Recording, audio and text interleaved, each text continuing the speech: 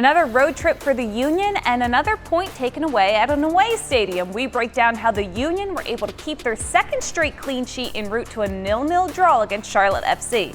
Plus, we'll tell you what and who to look out for as the Union return home this weekend, hoping to get back into the win column at Subaru Park. All that and more as Union Insider starts right now. Takes the strike on, and it's off the inside of the post. Up for the Argentine. Oh, brilliant! Martinez fires.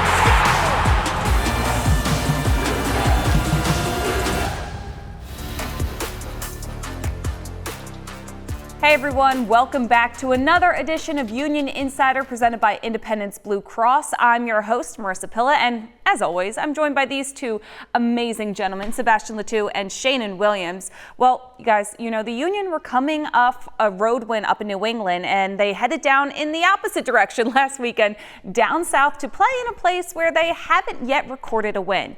Bank of America Stadium to take on Charlotte FC. The Union entered this one coming off a clean sheet against the Revs, whereas Charlotte hasn't allowed a goal in their last 4 matches. Here's how it all went down in the Queen City. 18th minute now, and the Union with a chance the other way. Jack McGlynn sends in a beautiful cross to Julian Carranza, who heads it to the foot of Daniel Gazdag for the chance right in front of net, but it's saved by the foot of Charlotte's goalkeeper Kalina. A great chance for the Union there, but it just wasn't meant to be. 44th minute now, Quinn Sullivan sends in a cross to a streaking Julian Carranza, but his one-time shot barely hits the side of the net and goes out of play. Another great chance for the Union in the first half. Fast forward all the way to the 86th minute now. Charlotte turns the ball over in the Union final third, which leads to some chaos in front of net. The ball finds Daniel Gazdag, who does a heel flick to Chris Donovan. Donovan shoots, but the ball is saved not by Kalina, but by Charlotte defender, robbing the Union of the go-ahead goal. And finally, in the 88th minute, a chance on the counter for Charlotte FC sets up a chance for Liel Abada, but his shot is spectacularly saved by a diving Zemla, keeping this game locked at 0, and it would stay that way. The Union leave the Queen City with 1 point, extending their unbeaten streak on the road to start the season. So this by no means was the most exciting match the Union have ever played. A 0-0 draw down Charlotte, but they do pick up a point in this one. They have another clean sheet on the record. What are some of the highlights from this besides what we just saw?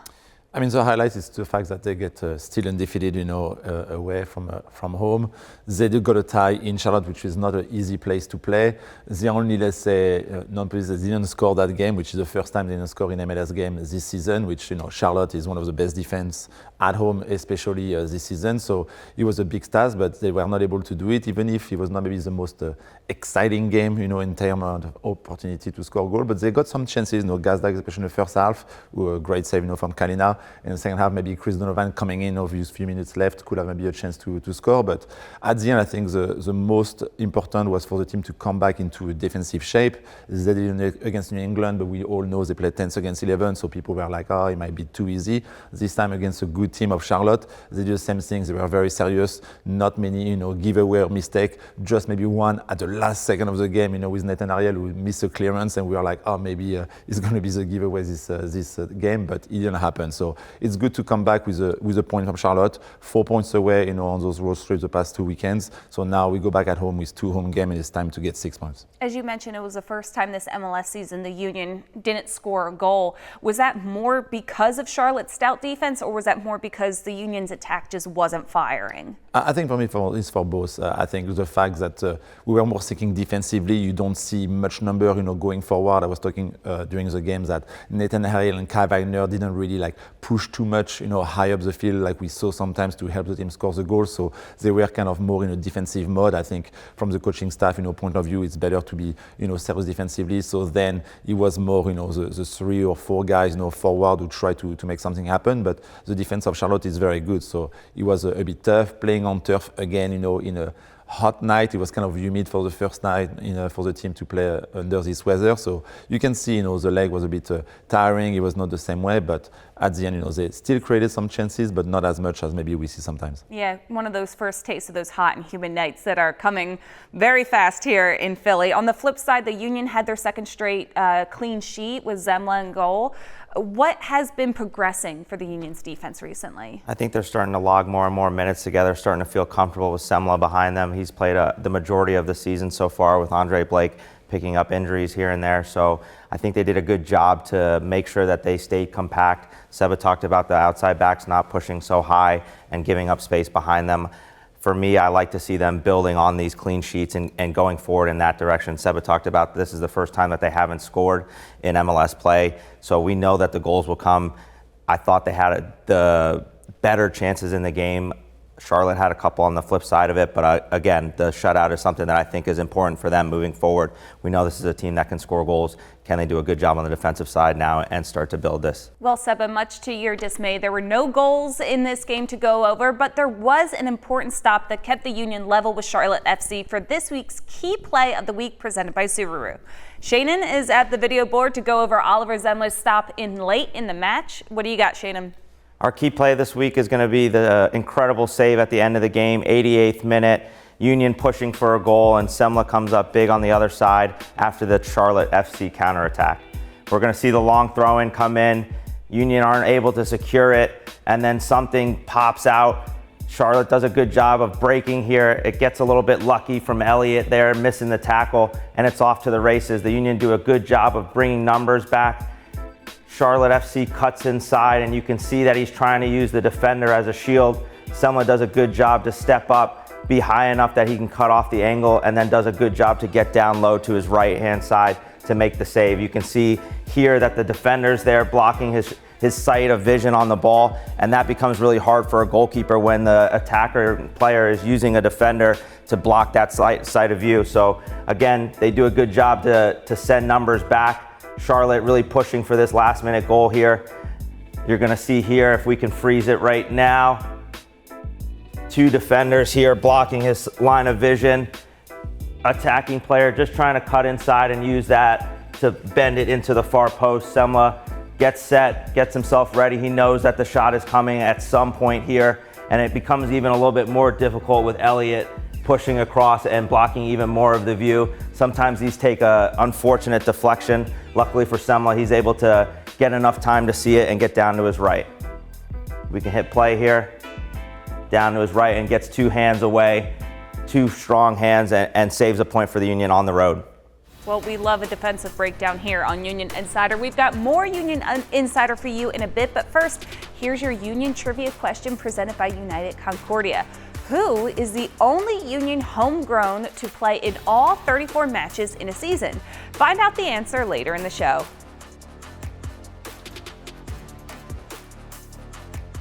Welcome back to Union Insider presented by Independence Blue Cross. The Union were able to take a point on the road using their great defensive play in a grinded-out 0-0 draw in Charlotte.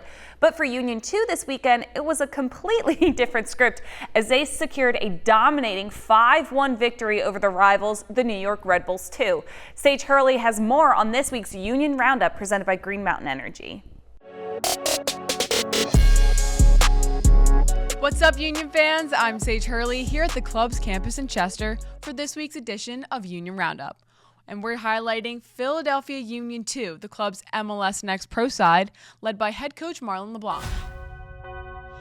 The group is the next generation of Union talent, and they've been as dominant as ever this season, most recently winning the league's Team of the Match Week honors. Union 2 currently sits at the very top of MLS Next Pro, holding first place among 29 teams. They've only picked up one loss so far this season, otherwise claiming 6 wins and 3 ties since the start of 2024. Over the weekend, the team took a trip up to Montclair State University to take on their rivals, New York Red Bull 2, and the match finished in a 5-1 result for Union 2. Eddie Davis opened the scoring in the 10th minute, notching his 5th goal this season, while the other 4 goals came from first-team players David Vasquez and Marcus Anderson, who each bagged a brace. It was Anderson's first match since returning from injury, and he scored the 2 goals over just 27 minutes played. For Vasquez, one of his 2 earned Goal of the Week honors as voted by fans on Twitter. It's been a historic season for Union 2, and to make it even more impressive, the team is one of the youngest in the entire league, and they continue to claim favorable results while keeping development at the forefront of their priorities. Next up, they'll take on Columbus Crew 2 at Subaru Park on Sunday night at 6 p.m. That's all for this week's edition of Union Roundup. We'll see you next time. All right, we're going to switch it up back to the first team now. So Union are back at home this weekend to take on CF Montreal. So it's time for these guys to hand over their keys to the game, presented by Subaru. Seba, what will be your key? So the key of the game, knowing that we are recording this show on Tuesday, we don't know what's going to happen on Wednesday against Toronto, but I'm hoping for a win. But I'm going to see there's going to be some change in the team as well. But we need to go for 6 points this week, and I really hope that the team is going to put pressure, very early on this team of Montreal, who is not really confident right now. Didn't win a game in the month of May. Really, coming now on the road. I think the team is always good. When we always win the ball in the half of the opposition. I think Montreal, with a lot of young guys in their team, maybe not the most experienced, is going to try maybe to play, in this game. So if we always maybe lose the ball but react right away, when we saw sometimes in the past 2 games against Boston and Charlotte away, it's what I wanted to see from them, to win back the ball very quickly and make sure that we can, capitalize on the mistake of the Montreal team out of the back and score a quick goal on set pieces. But I need to see more pressure from the team, especially at home on this second game of the week. It's going to be some tired body, but hopefully, with the best lineup Jim Curtin is going to put out there, we are going to be able to put a consistent pressure on this team of Montreal. Yeah, Montreal's not in great form right now, so the more pressure on them, the more likely they are to shake. How about you, Sheanon? For me, it's going to be clinical, especially in front of Montreal's goal. This is a team that's given up 15 goals in the last 5 games, so there will be chances. We saw them get some chances against Charlotte that they weren't able to finish. Can they do a better job inside the box, making sure that they finish some of these good chances that they're putting together? Yeah, 15 goals in the last 5 games. That's a lot to give up. So what are the holes that the Union can look for in this defense? It's just a young defense, like Seba talked about. It's a younger team, and they're going to make mistakes. Can you capitalize and punish teams for the mistakes that they make? If you can do that, you can get on top of them early and get yourself into the game. It's a home game for the Union, and you expect to see them be pressing and be higher up the field. So can they do a good job turning the ball over and turning those into goals? So those mistakes Montreal is prone to making, are they all the same mistake, or do they tend to make different mistakes in each game? It's a bit different, each game for sure. But I think, like Sheanon said, with their defense being young, and at the same time, it's a defense who play at 3 in the back. So there's always, those young guys who play, fullback, who sometimes play a bit higher, and when the ball turn over, and it's especially we put pressure on them being higher, it's where the space is going to be, behind those fullbacks. So hopefully we do a good job, playing quickly in those channels, having some good run, from our forward, and be able, to, let's say, drift some of their center backs, out of their real positions to create maybe, some position into the box that we can have maybe a 1v1 or 2v2 with people, coming from late. So it's going to be interesting to see how the team plays, especially the second game of the week. But if we have more energy than them, being at home, we need to take advantage and put our rhythm into this game. How would you describe Montreal's attacking style? It's still a young team, but you can see they have lots of great players. They like Bryce Duke and La Sister, who used to play from Miami, who are very hungry to show what they can do. They have some good connection with them, but it's just like the energy they have. They are a young team. Sometimes it goes your way. You are not let's say very well experienced, but you always kind of play with passion. But when it doesn't go your way, it's where the mental aspect happen. And let's see if we can really put pressure on them so they are not confident. And after it's all mental, and we can really pound them and make a lot of goals on a team who is not confident, giving up 15 goals in the past couple of games. Yeah, not let them get comfortable at all at Subaru Park. We're coming up on a break here for Union Insider, but when we return, we'll talk about a Union player that has returned from injury and helped fortify the Union defense. We'll be right back after this. Time for this week's Chick-fil-A Nugget of the Week. With their 0-0 draw versus Charlotte FC on Saturday, the Union were shut out for the first time this season in MLS play. They were the last team remaining who had scored in every match before Saturday. The Union were able to secure a point on the road this past weekend, in large part due to their defensive presence in a 0-0 draw. Our player profile from last week, Oliver Zenley, stepped up huge with some big saves, but there was another player who made play after play to help keep the Union in this one. That would be Leon Flock. He gets the spotlight in this week's player profile presented by Subaru. Flock was signed by the club on March 31st, 2021 and has largely been a mainstay in the Union's lineup since then. He's appeared in 97 matches for the Union, including 7 this season since returning from injury. Flock was born in Humble, Texas, but has dual citizenship both in the U.S. and in Germany. So Flock has really shined as a defensive midfielder, but he brings something different to that number 6 role than Jose Martinez does. What is the main difference between the two? I think for me, it's his selflessness. He's always the one that's doing the dirty work, always running to help out his teammates. He's somebody that is always in the right spot at the right time. I've heard Jim talk about how quickly he closes down the ball in comparison to some of the other players that the Union have. And he's really just come back from this injury, got his legs underneath him, and really started to hit the ground running again, and what we've expected. Sometimes you kind of forgot about him last year because of all the injuries that he's dealt with. He seems to be on the other side of that, and he seems to be getting back to his best form. So it's an important role for this Union side, especially as they throw numbers forward in some games. He's always the one to kind of sit behind the play and make sure that he sniffs out where the team might be going once they lose the ball. So he's such an intelligent player on the defensive side of the ball. I know that he's not the flashy player that scores all the goals, but again, somebody that is going to be in the right spot, make the right plays, and have huge moments for this team. You talk about the impact he has in plays going forward. He's there almost as like a sweeper stopper to clean up anything that goes past.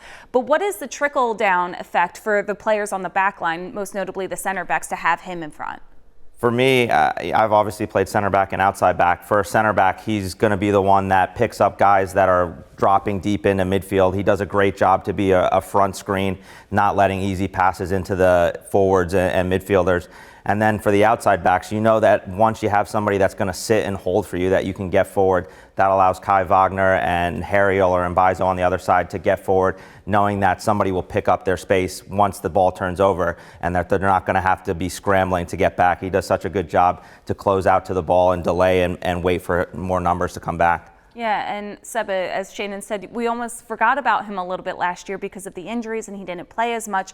So what is the biggest jump in production you've seen from him this year? I mean, we saw a lot of him, playing sometime on the left side of the diamond midfield, but this season I think Jack McLean took it as his position. So I really like him a lot as a holding midfielder. So he give competition for him and Martinez, and he give more option for Jim Curtin to see which one is most fit to play in those games. But what I like about what Sheanon says, he's a very guy who you don't see him a lot, but he does all the little things very important for the defensive part of the game, which is he recognizes where we need him when there is maybe a Wagner go forward or a Nathan Ariel, and he drift, to make sure he puts some pressure into the ball to help his other defender to come back. And you can see on the last goal, on the last opportunity Charlotte had, last weekend when Sheanon, talked about, it's him who put pressure on the forward of Charlotte before he takes the shot. It's him who drift to make sure that we have a little bit more time for the defender to come back and Zemla, to put his foot. And so all of the things he does, he's probably one of the guys who runs the most every game, and he's been out for 6 months. So it's not easy. He's not at the top of his game, but defensively, he's very huge to have for a team, especially when he doesn't, like you said, do too much offensively. It's maybe something he needs to be a bit better as soon as he wins the ball to just connect his pass. He missed some passes, last weekend, but I think he's going to get better. But if he just adds that to the game, it's going to be very a piece for Jim Curtin that he cannot remove. It was a busy weekend in MLS, so let's take a look at some other big moments in this week's Around the League presented by Torque. Another week, another drama-filled game involving Real Salt Lake. Down 3-2 late in stoppage time at FC Dallas. Nelson Palacio scores this goal in the 98th minute to level the match at 3 and absolutely steal a point away from FC Dallas. While that match was exciting, this one might be the match of the year so far in MLS. With the score tied at 3 in stoppage time, former Union forward Sergio Santos scores this goal for FC Cincinnati to put them ahead 4-3 and absolutely stun the home crowd in Toronto as Cincy takes 3 points on the road against Toronto FC. Wow. All right, when Union Insider returns, Seba and Sheanon will give us their players to watch for Saturday's match as they face off against CF Montreal. We'll wrap things up when we get back. Here's the answer to this week's Union Trivia question presented by United Concordia. Austin Trusty started all 34 MLS matches for the Union in 2018, being the only homegrown player to start every match in a season in Union history. All right, we are wrapping things up here on Union Insider presented by Independence Blue Cross, and you guys know the deal by now. In order for us to, wrap this all up, we need our players to watch presented by Allstate. Seba, who you got your eye on? I'm going to get my eye on Kai Wagner this weekend. I think, we talk about the defense of Montreal, playing at 3 in the back. I think it's going to be some good opportunity for overlapping, Kai Wagner on the left side, using his left foot and his delivery, to give good ball into the box for the forward. We always know, the team has been successful when we have the help of our fullbacks, offensively. And I think it's a good game for Kai, to maybe get more assists, for him in this season, and not just, on free kick or corner, as we saw, he's one of them who take a lot of the free kick and corner for the team. But I think on the run of play, we can really use his left foot and overlapping and not being shy to put some pressure into the Montreal defense. Yeah, it's a home game. Let's put our foot on the gas, right? Sheanon, what about you? For me, I'm going to go with the guy up top, the most important player in the Union's offensive third for me, and it's Julian Carranza. I think this Montreal team has given up a ton of goals recently, and I look for him to get on the score sheet on Saturday. Can he do a good job of running those channels, making sure he puts himself in good spots, and then just being clinical in the box like we talked about before? Right, Montreal has given up 15 goals in her last 5 games, so why not give Carranza one? He's due. That's going to do it for this one. The Union are home on Saturday to take on CF Montreal for the first time this season. That match will be on MLS Season Pass at 7:30 p.m. Seba is going to be with Dave Leno on the radio call on 97.5 The Fanatic. So for Seba and Sheanon, I'm Marisa, and we hope to see you next week.